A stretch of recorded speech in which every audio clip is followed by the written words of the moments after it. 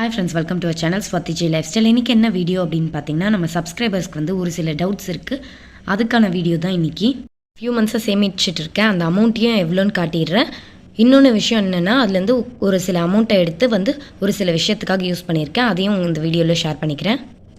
Few மந்த்ஸாக வந்து நான் savings பண்ணிகிட்டு இருக்கேன். 500 ருபீஸ் நோட்டு எல்லாமே சேவ் பண்ணிகிட்ருக்கேன். வெறும் 500 தான் சேவ் பண்ணியிருக்கேன் இந்த பாக்ஸில். அது எவ்வளோன்னு பார்க்கலாம். அதுக்கு முன்னாடி வந்து எனக்கு வந்து இன்னொரு செலவு எப்படி அப்படின்னு பார்த்தீங்கன்னா, மொய் வைக்கணும் ரிலேட்டிவ் ஒருத்தங்களுக்கு. அது வந்து நான் யோசிக்கவே இல்லை, இந்த மாதம்தான் வருது அப்படின்றது. அதுக்கு என்ன பண்ணிட்டேன் அப்படின்னு பார்த்தீங்கன்னா, என் சேவிங்ஸ்லேருந்து 10,000 எடுத்து மொய் கவராக போட்டு வச்சுட்டேன். அதை தான் உங்கள் கூட ஷேர் பண்ணுறேன். சண்டே தான் ஃபங்க்ஷன்.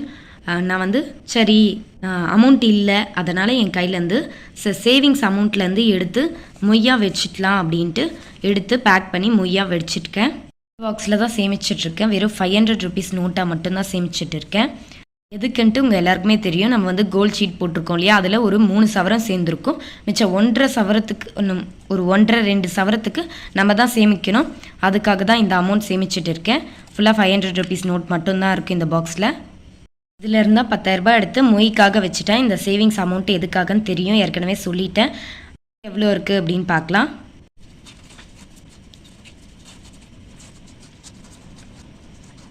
13,500 இருக்குது. ஆக்சுவலாக நம்மக்கிட்ட இருந்த அமௌண்ட்டு மொத்தமாக பார்த்தீங்கன்னா 23,500 இருந்திருக்கு.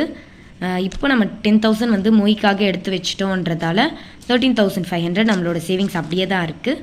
இன்னமும் வந்து நம்ம சேவிங் சேலஞ்ச் பண்ணிகிட்டே தான் இருக்கோம். அந்த சேலஞ்சஸோடு கம்ப்ளீட் பண்ணி நம்ம எப்படியாச்சும் 5 சவரத்தில் நகை எடுத்துடலாம். கணவன் மனைவி பணத்தை எப்படி சேவிங்ஸ் பண்ணணும் அப்படின்றது தான் இந்த வீடியோவில் நான் ஒரு சில ஷேர் பண்ண போகிறேன். இல்லத்தரசிகள் ஹவுஸ் ஒய்ஃப்கான மணி சேவிங்ஸும் இது இருக்கும்.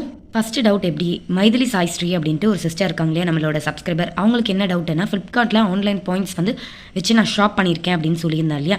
99 ருபீஸ்க்கு அந்த 3 பிஜிஎன் பிராண்டு ஸ்டெயின்லெஸ் ஸ்டீல் பாட்டில் வாங்கியிருந்தேன் அப்படின்னு சொல்லியிருந்தேன். அது எப்படி அப்படின்றத நான் உங்களுக்கு டீட்டெயிலாக சொல்கிறேன். ஸ்க்ரீன்ஷாட்டாகவும் ஆட் பண்ணுறேன். ஃபஸ்ட்டு ஃப்ளிப்கார்ட் உள்ளே போனீங்கன்னா அக்கௌண்ட்டுன்னு ஒரு இருக்கும்ல, அந்த அக்கௌண்ட்டில் போனீங்கன்னா மேலே டாப்பில் பார்த்தீங்கன்னா 1000 பாயிண்ட்ஸ்னு ஆட் ஆகிருக்கும். இல்லை பாயிண்ட்ஸ் நமக்கு எவ்வளோ நம்ம வந்து பர்ச்சேஸ் பண்ணுறோமோ அதுக்கேற்ற பாயிண்ட்ஸ் ஆட் ஆகிருக்கும். டாப்பில் பார்த்தீங்கன்னா பாயிண்ட்ஸ் ஆட் ஆகிருக்கும். இப்போ நான் வந்து ஒரு எக்ஸாம்பிளுக்கு 1000 பாயிண்ட்ஸ் ஆட் ஆகிருக்கு அப்படின்னு வச்சுக்கோங்களேன். அந்த டாப் பாயிண்ட்ஸில் கிளிக் பண்ணோம் அப்படின்னா பல ஸ்டோர் எல்லாம் காட்டும். ₹1 ஸ்டோர் அப்படின்னு காட்டுது இல்லையா, அதை கிளிக் பண்ணோம் அப்படின்னா இந்த மாதிரி ஒரு லிஸ்ட்டு காட்டும். அந்த லிஸ்ட்டில் வந்து நம்ம உள்ளே போய் பார்த்தோம் அப்படின்னா ₹99 போட்டு, இப்போ நான் வாங்கின பாட்டிலே சொல்கிறேன். ஒரு 3 பாட்டில் பிஜிஎன் பிராண்ட் வந்து 750 ml வந்து 3 பாட்டில் தராங்க. எவ்வளோக்கு 99 ருபீஸ்க்கு தராங்க. ஆனால் பாயிண்ட்ஸ் வந்து 850 இதுலேருந்து எடுத்துப்பாங்க. இப்படி தான் வந்து பாயிண்ட்ஸ் கணக்கில் எடுத்துகிட்டு நமக்கு 99 ருபீஸ்க்கு அந்த 3 பாட்டில்ஸ் தருவாங்க. இந்த மாதிரி தான் நம்ம வந்து பர்ச்சேஸ் பண்ணோம். இப்போதைக்கு எந்த ஆஃபரும் அந்த மாதிரி இல்லை, எல்லாத்துமே சேஞ்ச் பண்ணிகிட்ருப்பாங்க. அது அவங்க வந்து அந்த ஆஃபர் கொடுக்கும்போது நம்ம அதை யூஸ் பண்ணிக்கணும். அதுக்காக இப்படி பர்ச்சேஸ் பண்ணலாம் ஃப்ளிப்கார்ட்டில் ஆன்லைன் பாயிண்ட்ஸ் ஷாப் பண்ணி அப்படின்னு சொல்லியிருக்கேன். உங்களுக்கு எப்போ அடிக்கடி செக் பண்ணிகிட்டே இருங்க. நிறைய பாயிண்ட்ஸ் வச்சுருக்கீங்க அப்படின்னும் போது செக் பண்ணிக்கும் போது உங்களுக்கு எப்போ யூஸ்ஃபுல்லான ப்ராடக்ட் போடுறாங்களோ அந்த டைமில் நீங்கள் பர்ச்சேஸ் பண்ணி வாங்கிக்கிட்டீங்க அப்படின்னா உங்களுக்கு ரொம்ப பெனிஃபிட்டாக இருக்கும். இதுதான் உங்களுக்கு ஃபஸ்ட்டு டவுட்டு. இது கிளியர் ஆகிட்ருக்கோன்னு நினைக்கிறேன். அடுத்ததாக பார்த்தீங்கன்னா மளிகை சாமான் பற்றி கேட்குறீங்க. ஒரு 3 பேருக்கு ஏற்கனவே நிறைய வாட்டி போட்டிருக்கேன். இப்போ நான் வந்து 5 பேருக்கு வாங்குறது எப்படின்னா, ஒரு பல்காக 1 kg வாங்குறேன் அப்படின்னா நீங்கள் ஒரு அரை கிலோக்கு வாங்கினாலே போதுமானதாக இருக்கும். இப்போ நான் சொல்கிறேனே, தேவைப்படல டீ தூள், காஃபி தூள், அப்புறம் லிக்விட் தேவைப்படல. அந்த 3த்தையும் நான் வாங்கலை. எதுக்காக அப்படின்னு பார்த்தீங்கன்னா, பிப்ரவரி மாதத்துக்காக எடுத்து வச்சுருக்கேன். அது எப்படி உங்களுக்கு ஒரு டீ தூள் பேக்கெட்டு, ஒரு காஃபி தூள் பேக்கெட் வாங்கினா போதும். 3 பேர் இருக்கிற வீட்டுக்கு. நான் 5 பேர் இருக்காங்க, அம்மா அப்பா அதிகமாக காஃபி குடிப்பாங்க, டீ குடிப்பாங்கன்றதுக்காக நான் என்ன பண்ணியிருக்கேன், 50 கிராம் பேக்கெட் இருக்கும் இல்லையா, எக்ஸ்ட்ராக்ட் காஃபி பவுடர், அது வந்து 4 போடுவேன். டீ தூள் பார்த்திங்கன்னா 2 போடுவேன். லிக்விட் பார்த்திங்கன்னா 1 பேக்கெட் போடுவேன், ஹென்கோ. அந்த மாதிரி நான் பிரித்து வாங்கிப்பேன். உங்களுக்கு வந்து ஒரு பேக்கெட்டு ரொம்ப மாதம் வரும், எனக்கு வந்து 2 பேக்கெட் ரொம்ப மாதம் வரும். இங்கே ஒன்று வச்சுப்பேன், அம்மாவுக்கு ஒன்று கொடுத்துருப்பேன், அவங்க வீட்டில் ஒன்று வச்சுப்பாங்க. அந்த மாதிரி நீங்கள் வந்து பார்த்து க்ராசரி பர்ச்சேஸ் பண்ணிக்கோங்க. இன்றைக்கான வீடியோக்குள்ளே போடலாம். ஹஸ்பண்ட் அண்ட் ஒய்ஃப் எப்படி பணத்தை சேமிக்கணும் அப்படின்றதையும் நான் சொல்கிறேன். சக்ஸஸ்ன்றது எல்லாருக்குமே உடனே கிடைக்காது. ஒரு சில பேருக்கு வந்து ஒரு வருஷம் ஆகலாம் நம்ம சக்ஸஸ் ஆகிறதுக்கு. இப்போ நீங்கள் ஒரு பிஸ்னஸ் ரன் பண்ணுறீங்க அப்படின்னா உடனே சக்ஸஸ் ஆக முடியாது. உடனே சக்ஸஸ் ஆகிறவங்களும் இருக்காங்க. ஒரு 6 months டைம் எடுக்கும், இல்லை ஒரு 1 year டைம் இருக்கும், 5 years டைம் எடுக்கும், 10 years கூட நீங்கள் டைம் எடுத்துக்கலாம். ஆனால் சக்ஸஸ் ஆக ஒரு ஸ்டேஜ் வரும். உங்களுக்கு அந்த லக்கும் தேவை, இன்னொன்று உங்களோட ஹார்ட் ஒர்க்கும் தேவை. இந்த 2மே இருந்தால் நீங்கள் சீக்கிரமாக சக்ஸஸ் ஆவீங்க. வர வரையும் நம்ம போராடிட்டே இருந்தோம்னு நினச்சிக்கோங்களேன், ஒரு நாள் நம்ம ஹார்ட் ஒர்க்காக அந்த சக்ஸஸ் கண்டிப்பாக நம்மக்கிட்ட இருக்கும். It will take some time. நம்ம சக்ஸஸ் ஆக கொஞ்சம் நாட்கள் எடுக்கலாம், கொஞ்சம் வருஷம் எடுக்கலாம், கொஞ்சம் மாதம் எடுக்கலாம். எதாக இருந்தாலும் நம்மளோட ஹார்ட் ஒர்க்கையும் நம்மளோட லக்கும் நம்ம கூட இருக்குது அப்படின்னா நமக்கு கண்டிப்பாக எதை முயற்சி பண்ணோம், ஹார்ட் ஒர்க். கண்டிப்பாக ஹார்ட் ஒர்க் இருந்தால் நமக்கு சக்ஸஸ்ன்றது சீக்கிரமாக கிடைக்கும். யாராக இருந்தாலும் சரி, முயற்சி பண்ணிவிட்டு அதுக்கப்புறம் நம்ம சக்ஸஸ் ஆகலைன்னு நீங்கள் வருத்தப்படுறதுல சான்ஸ் இருக்குது. ஒரு வாட்டி ட்ரை பண்ணிவிட்டு விட்டுறதை விட்ட ஒரு பல வருஷம் ட்ரை பண்ணுறோம் அப்படின்னா அதுக்கான சக்ஸஸ் நமக்கு கண்டிப்பாக கிடைக்கும். இப்போ கணவன் மனைவி வீட்டில் பணத்தை எப்படி சேமிக்கணும் அப்படின்றது தான். இப்போ ரெண்டு விதமான பெண்கள் இருக்காங்க. ஒருத்தங்க வேலைக்கு போகும் பெண்கள், இன்னொருத்தங்க வீட்டை பார்க்கும் பெண்கள். வீட்டையும் சமாளிச்சுட்டு இருக்காங்க. இப்போ வேலைக்கு போகிற பெண்கள்கிட்ட ஒரு ஃப்ரீடமான விஷயம், ஃபினான்ஷியல் ஃப்ரீடமாக இருப்பாங்க. அது எப்படின்னு பார்த்தீங்கன்னா, அவங்க வேலைக்கு போகிறதால ஒரு 10 ரூபா சம்பாரித்து வச்சுருப்பாங்க. 10 ரூபா சம்பாரித்து வச்சுருப்பாங்க. வீட்டில் வேலை பார்க்குற பொண்ணுங்க கிட்ட ஹஸ்பண்டோட சேலரியை நம்ம கண்டிப்பாக எதிர்பார்ப்போம். இல்லை நம்ம ஓனாக பிஸ்னஸ் பண்ணுறதா இருந்தால் நமக்கு அவ்வளோ கஷ்டம் தெரியாது. வேலைக்கு போகிற பெண்கள் ஒரு சில பேர் எப்படின்னா, அவங்க சம்பாதிக்கிற மொத்த பணத்தையும் அவங்க ஹஸ்பண்ட் கிட்ட கொடுக்குறவங்களும் இருக்காங்க. வீட்டு லோனுக்காக, அவங்க எக்ஸ்ட்ரா ஃபினான்ஷியல் பர்பஸ்க்காகவும் கொடுப்பாங்க. வீட்டில் இருக்கிற பெண்கள் வீட்டை சமாளிக்கிறதே ஒரு பெரிய விஷயந்தான். இப்போ நம்ம என்ன பண்ணணும் அப்படின்னு பார்த்தீங்கன்னா, வேலைக்கு போகிற பெண்கள்கிட்ட கொஞ்சம் பணம் இருக்கும். அவங்க ஒரு 10 ரூபான்றதையும் அவங்க எடுத்து வச்சுட்டு ஹஸ்பண்ட் கிட்ட சேலரியாக கொடுப்பாங்க.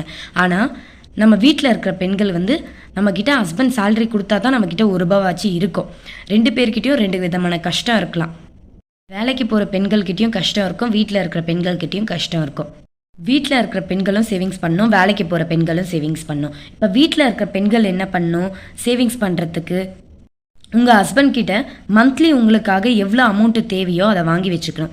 இப்போ மந்த்லி உங்களுக்காக, உங்கள் செலவுக்காக ஒரு 1000 ரூபாய் மந்த்லி உங்கள் ஹஸ்பண்ட் கிட்ட எப்படி கேட்டால் கொடுப்பாங்களோ அந்த மாதிரி கேட்டு வாங்கி வச்சுக்கோங்க. ஏன்னா ஒரு 10 ரூபாய் கூட நம்ம ஒரு விஷயம் வாங்கணும்னு ஆசைப்படுவோம். அதை அந்த 10 ரூபாய் டைமில் கூட போயிட்டு கேட்க வேண்டியதாக இருக்கும்.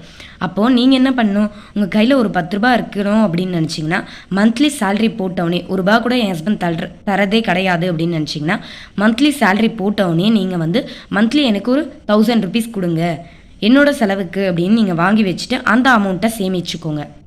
ஏன்னா வீட்டில் மற்ற பொறுப்பு எல்லாமே பார்த்துக்கிறாங்க, எனக்கு 1 ரூபா கூட தரமாட்டாங்க, ஏன்னா எல்லா பொருட்களையும் அவங்களே வீட்டுக்கு வாங்கி போட்டுறாங்க அப்படின்னு நீங்கள் நினைக்கிறீங்க. அப்போனா நீங்கள் உங்களோட செலவு, உங்களோட தேவைக்கு அப்படின்னு சொல்லி ஒரு 1000 ரூபாய் மந்த்லி சேலரி வந்தோடனே வாங்கி வச்சுட்டு, உங்களுக்கு என்ன தேவையோ ஒரு 500 ரூபாய் செலவு பண்ணுறீங்களா, ஓகே செலவு பண்ணிக்கோங்க. ஒரு 500 ரூபாய் சேமிக்கிறீங்களா, சேவ் பண்ணிக்கோங்க. நீங்கள் மாதம் மாதம் வீட்டில் இருக்கிற பெண்கள் வாங்கி வச்சுக்கோங்க. இப்போ உங்கள் ஹஸ்பண்ட் உங்ககிட்ட 1 ரூபா கூட தரமாட்டாங்க, நம்ம ஃபேமிலி பட்ஜெட்டை ரன் பண்ணுறதுக்கு ஒரு வாட்டி நமக்கு வாய்ப்பு கிடைச்சா நல்லா இருக்கும்னு நீங்கள் நினைக்கிறீங்க அப்படின்னா, உங்கள் ஹஸ்பண்ட் கிட்ட போயிட்டு புரிய வைங்க. நான் சேவிங்ஸ் எதுக்காக பண்ணுறேன், நம்ம ஃபேமிலிக்காக அப்படின்னு போய் பேசுங்க. நம்ம பசங்களோட ஃப்யூச்சருக்காக, எஜுகேஷனுக்காக, அவங்களோட கல்யாணத்துக்காக அப்படின்ட்டு அவங்களுக்கு புரிய வைங்க. ஒரு வாட்டி சொன்னால் புரியலையா, 2 வாட்டி சொன்னால் புரியலையா, 3 வாட்டியாச்சும் சொல்லுங்கள். நம்ம ஹஸ்பண்ட் குளிச்சுட்டு அந்த டவல் யூஸ் பண்ணிவிட்டு பெட் மேலே போட்டுடுறாங்க அப்படின்னா நம்ம சும்மா இருப்போமா, கிடையாது. 1 வாட்டி சொல்லுவோம், 2 வாட்டி சொல்லுவோம், 3 வாட்டி சொல்லுவோம், சொல்லிகிட்டே தான் போவோம். ஒரு நாள் அந்த விஷயத்த அவங்க கேட்பாங்க. அந்த மாதிரி தான் நீங்கள் உங்கள் ஃபேமிலியை ரன் பண்ணணும், உங்கள் கையில் எல்லா அமௌண்ட்டும் கொடுத்து நீங்கள் ரன் பண்ணணும், பட்ஜெட் பார்க்கணும் அப்படின்னு நினச்சிங்கன்னா, நீங்கள் சொல்லிகிட்டே இருந்தீங்கன்னா ஒரு நாள் அவங்களுக்கு புரியும்.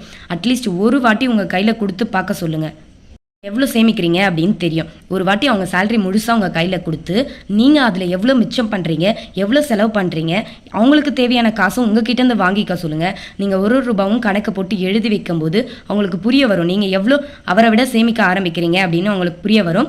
அதை நீங்கள் தான் சொல்லி புரிய வைக்கணும் அவங்கக்கிட்ட.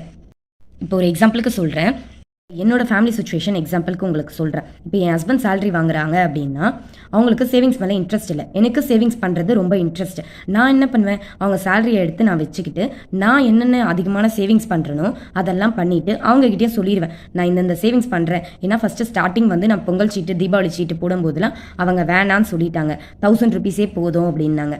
நானாக தான் வலுக்கட்டாயமாக அவங்கக்கிட்ட சொல்லி புரிய வச்சு மந்த்லி தீபாவளி சீட்டு 2000, பொங்கல் சீட்டு 2000 அந்த மாதிரி பே பண்ணி இப்போ அந்த அமௌண்ட் ஒரு நகை வாங்குறதுக்கு ஹெல்ப்ஃபுல்லாக இருக்கும்போது அவங்களுக்கு புரிஞ்சுது, சரி சேவ் பண்ணுறா, அதிகமாக இதுக்காக தான் இன்வெஸ்ட் பண்ணுறா அப்படின்னு புரிய வருது. நீங்கள் எதுக்காக அந்த அமௌண்ட் யூஸ் பண்ணுறீங்க, எதுக்கெல்லாம் சேவ் பண்ணுறீங்க, இன்வெஸ்ட் பண்ணுறீங்க அப்படின்ட்டு அவங்களுக்கு புரிய வச்சிங்க அப்படின்னா நெக்ஸ்ட் மந்த்லேருந்து அவங்க கண்டிப்பாக உங்கள் கையில் அவங்க சேலரி கொடுப்பாங்க, நீங்கள் ஃபேமிலி பட்ஜெட்டை ரன் பண்ணலாம். ப்ராப்ளம் எந்த சைடு இருக்குது அப்படின்ட்டு நம்ம 2 பேரும் பிளான் பண்ணி பேசினா மட்டும்தான் முடியும். ஒரு சில பெண்கள் வந்து சொல்லலாம், என் ஹஸ்பண்ட் வந்து என்கிட்ட வந்து என்னை நம்பி கொடுக்கவே மாட்றாங்க அப்படின்ட்டு.